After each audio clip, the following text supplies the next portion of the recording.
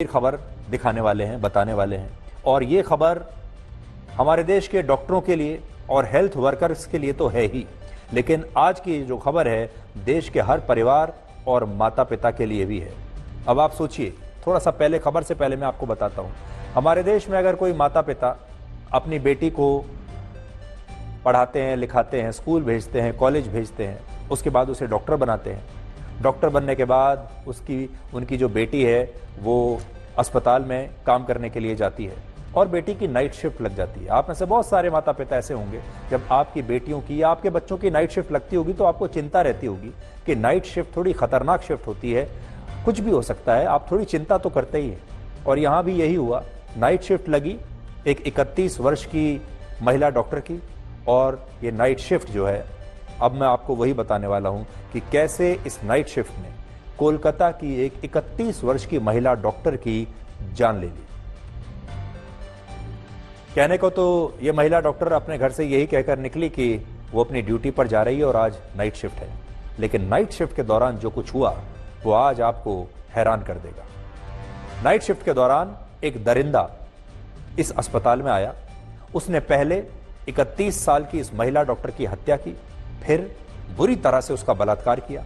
और आज कोलकाता और पूरे भारत में डॉक्टर्स इस घटना के खिलाफ विरोध प्रदर्शन कर रहे हैं।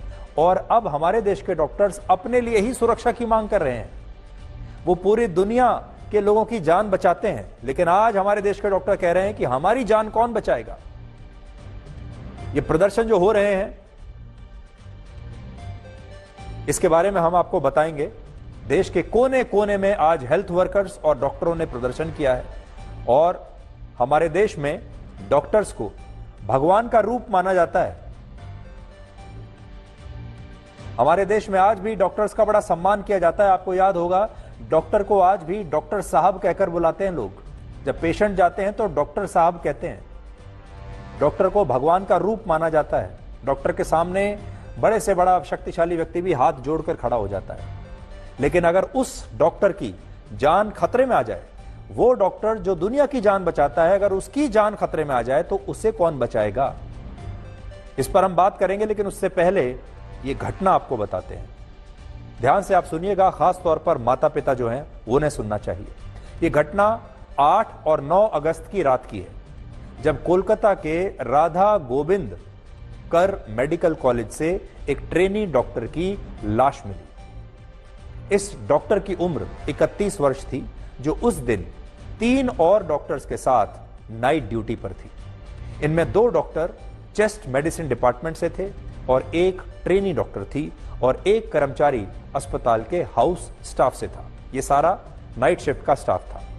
पुलिस का कहना है कि उस रात इन सभी डॉक्टर्स और कर्मचारियों ने साथ में खाना खाया। इसके बाद यह महिला डॉक्टर रात को करीब 2 बजे सोने के लिए अस्पताल के सेमिनार हॉल में चली गई।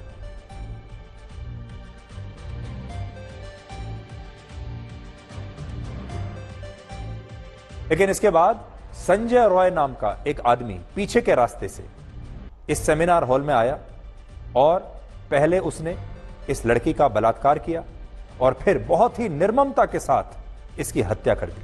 और सबसे बड़ी बात यह है कि यह आरोपी ना तो अस्पताल के स्टाफ से था, ना ही किसी मरीज का कोई रिश्तेदार था।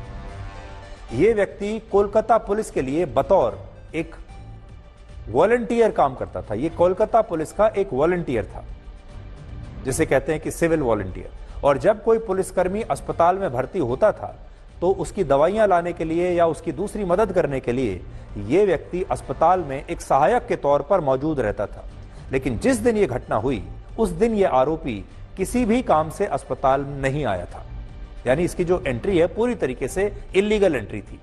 उस दिन यह अस्पताल के पीछे वाले हिस्से में शराब पीने के लिए आया था और पुलिस का कहना है कि उस दिन इसने शराब पीने के बाद अपने मोबाइल फोन पर यौन उत्पीड़न के कुछ वीडियोस देखे और बाद में यह उस सेमिनार हॉल में गया जहां यह महिला डॉक्टर अपनी नाइट ड्यूटी के दौरान एक छोटा सा ब्रेक लेने के लिए सोने के लिए आई थी, आराम करने के लिए आई थी।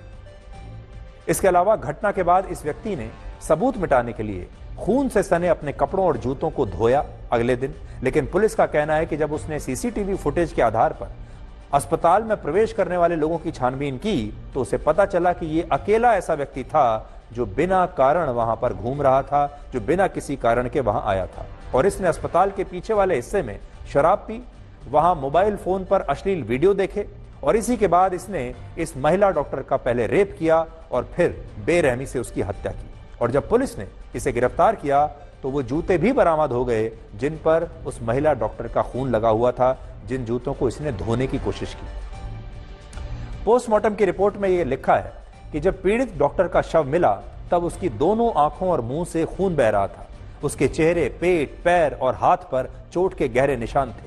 उसकी गर्दन की हड्डी टूटी हुई थी। और इससे आप समझ सकते हैं कि इस महिला डॉक्टर को इस आरोपी ने उस रात को कितने विभत्स तरीके से उसकी हत्या की होगी और उसका रेप किया होगा। আমরা সুবিচার চাই, সুবিচার চাই। তা আমার মেয়েকে আমাদের সন্দেহ ধর্ষণ করে খুন করা হয়েছে। কি হবে না এখন এই সমস্ত আমরা বলতে পারছি না। মেয়েকে তো আর খুঁজে পাবে না। যাই গেছে আমাকে আমার যা গেছে সে কেউ দেবে না। সুতরাং এই ব্যাপার নিয়ে আমি আর কোনো কথা বলবো না। সেটা তখন পুলিশ খুব বাজে ব্যবহার করেছে, আমাদের গাড়িটাকে মেরে আবার গাড়িটা আমার ঠেলে ঠেলে আমাদের গাড়ি পার করছে। কেন সে পুলিশ জানে, আমি কি করে জানবো বলুন? For us, he is a criminal of the highest order, and we would see to it that he gets the highest punishment. And it is just the beginning of the investigation. Yadi aur kichu thake, obviously we are collecting more and more evidence, we are examining more people. पश्चिम बंगाल के मुख्यमंत्री